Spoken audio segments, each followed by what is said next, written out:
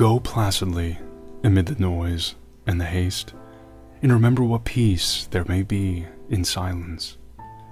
As far as possible, without surrender, be on good terms with all persons, speak your truth quietly and clearly, and listen to others, even to the dull and the ignorant.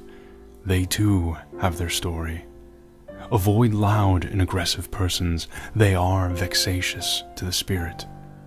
If you compare yourself with others, you may become vain or bitter, for always there will be greater and lesser persons than yourself. Enjoy your achievements as well as your plans. Keep interested in your own career, however humble. It is a real possession in the changing fortunes of time. Exercise caution in your business affairs, for the world is full of trickery, but let this not blind you to what virtue there is. Many persons strive for high ideals, and everywhere life is full of heroism.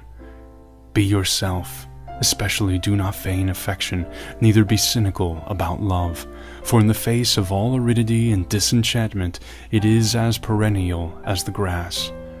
Take kindly the counsel of the years, gracefully surrendering the things of youth. Nurture strength of spirit to shield you in sudden misfortune, but do not distress yourself with dark imaginings. Many fears are born of fatigue and loneliness. Beyond a wholesome discipline, be gentle with yourself. You are a child of the universe, no less than the trees and the stars.